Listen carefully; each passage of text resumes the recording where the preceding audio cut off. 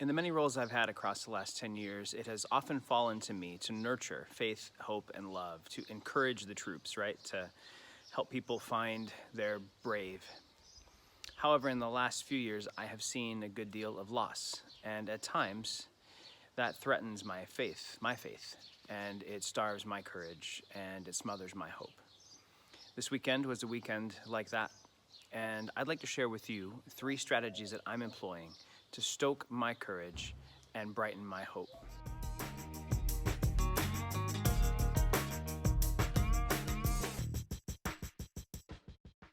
So, to be honest with you, I was not well this weekend, and I was hard to be with.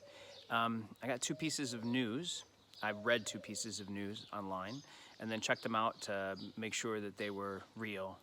But I read that the recession is not really a recession. It's probably more like a depression, like the Great Depression, or perhaps even worse than the Great Depression of the 1929, 1930, 31 years. That in tandem with the news that the folks in South Korea that are being tested that have been sick and have recovered appear to be sick again. And it's unsure whether or not it is reinfection or simply a recurrence or reactivation of the virus, the second of those being the most likely. But even still, if they can have the virus reactivated, it's unclear whether or not they are now also contagious, and that then kind of cripples the notion of herd immunity being a way out. Now, my personality is predisposed to live in the future. I look at the present and it shows me potential futures. And then it's my job to kind of like choose the line that the kayak is going to take as the water rushes headlong toward one of those, or many of those even, futures. So when all the news about the future looks bad, it really kind of wore me down. It can do that to me because I have taken a few blows across the last few years. 2 years ago, I buried a daughter, and last year, I lost my mom. The death of my mom was terrible and normal. And the loss of my daughter was unexpected and statistically wildly unlikely. I prayed every day for my mom, knowing that part of the natural course would be for her to go. And I prayed every day for my daughter, knowing that the way that story was supposed to go is that she wouldn't. But she did. And it rattled me. These losses take tolls. They suck emotional strength out of you. And that strength typically comes in the form of courage. And when I say courage here, I kind of mean gameness, like the willingness to get back in the ring. I'm a little tired of getting hit, and it makes it hard for me to want to be brave. It makes it much easier to want to hide or to rage against a world that would ask me to be brave again. When we lost our daughter, I had a lot of questions for God, and they weren't the typical theodicy questions like, if God is good, why does evil exist in the world? It was more like, why did you give us a gift just to take it? And I worked through that and found that I don't really think that God took her. I think that she died because the world is broken. But still, I live in a world where it is very possible for God to be kind and good and strong, and where you have to bury your daughter. So as I look forward into futures that look scary and sad, because I'm not just thinking about what's going to happen to the American economy, like I'm thinking about Central Africa, and I'm thinking about the slums of India and Brazil, and I'm thinking about the astoundingly poor and the deeply vulnerable. How much more vulnerable will they be when it's impossible for them to get decent health care, and the economies that support their ragged lives are also shattered? It's going to get very, very bad for the people that never show up on the American news.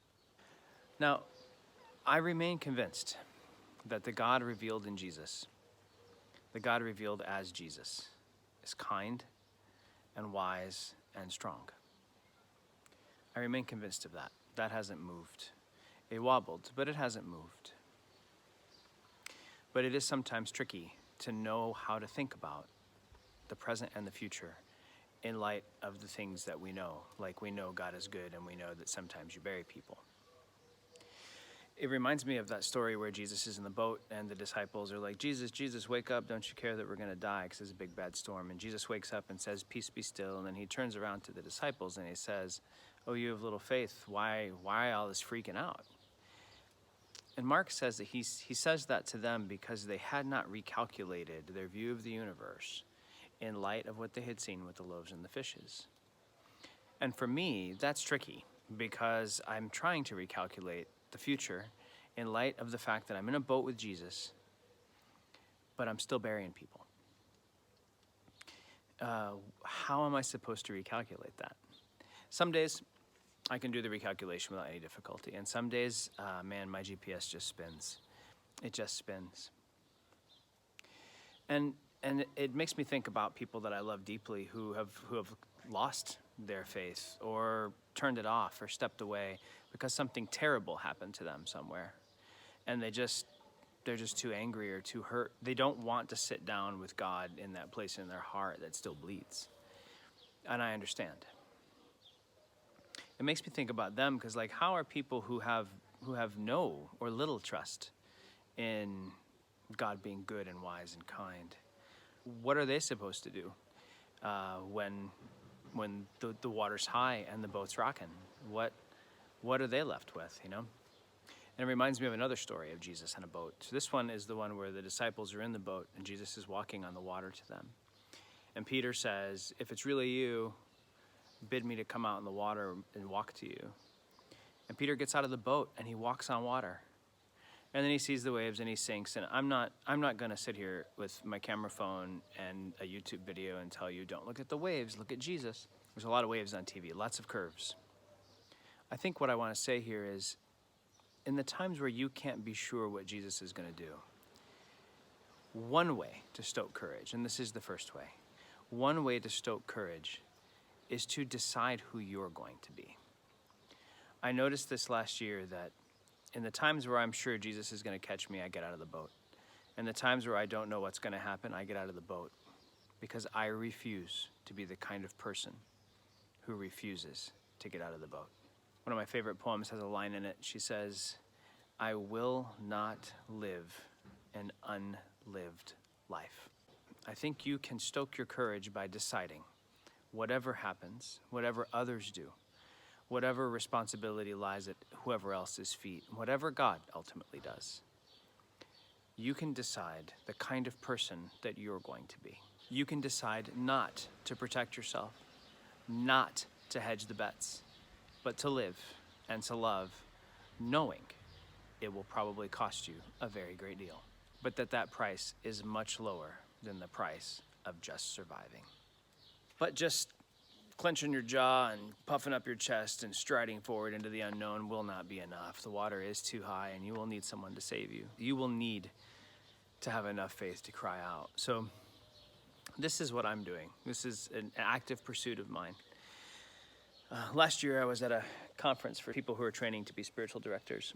And the word that came to me there when I was seeking Jesus with all my heart was vividness. I need vividness. I am actively pursuing direct experiences of Jesus that are as vivid as my experiences of grief and loss and fear. It isn't enough for me to just know facts about Jesus and feel horrible grief.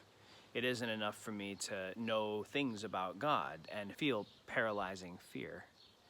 I have got to encounter Jesus with a vividness that competes with the vividness with which I experienced grief and will experience grief again. I'm actively chasing direct contact with God. And as those moments come, and they come, I can't earn them, I can't manufacture them, but I do find that He isn't a liar. And when I seek, I find when I really seek. When I go looking for Him, He finds me. And it's never everything. It never makes everything all better, but it's something. That something stokes my courage and it kindles my hope again. Here are some ways I'm actively pursuing vividness. I'm reading the Gospels. I'm praying the Psalms, especially something rings to me. I write it down and I pray it over and over and over again. And I tell Jesus what I think I really need from Him, and I watch. I watch like somebody who thinks God might set a bush on fire. I watch for burning bushes in the hope, in the desperate hope, that there will be a bush today that's lit on fire and that it will meet some need in my chest. I'm also receiving spiritual direction, and I'm providing spiritual direction. And I find that when I provide spiritual direction, it stokes my faith and my courage and kindles my hope just as much as when I receive spiritual direction, because I'm watching God very vividly active in the life of somebody else. And it gives me hope that he will act in the lives of the many who are vulnerable and without hope in the world. The third way I'm stoking courage and kindling hope is I'm connecting with others and sort of drafting off their hope and drafting off their courage. I'm remembering that others are seeing the world too, and they might be experiencing it a little bit differently than I am. I'm refusing to disconnect and to isolate myself, even though I am tired of Zoom meetings and I am tired of talking to people over technology, really wishing I could be in the same room with them and mostly feeling their absence when I can see their face. On the whole, it's a gain because I can stay with the pack, and even when my heart is a little cold or my line of sight is a little bit bent, they can see clearly when I can't. I connect as deeply and as genuinely as I can with other people who follow Jesus. And I find that I can draft off their courage and I can be buoyed by their hope. So the Apostle Paul saw a dark time coming for some people that he loved very deeply. And some of the words that he said to them were these: be strong, act like adults, stay awake, let all you do be done in love. I pray that for you, and that you will be strong and very courageous, and that you will find ways to do that, because it has to matter that the Lord your God is with you.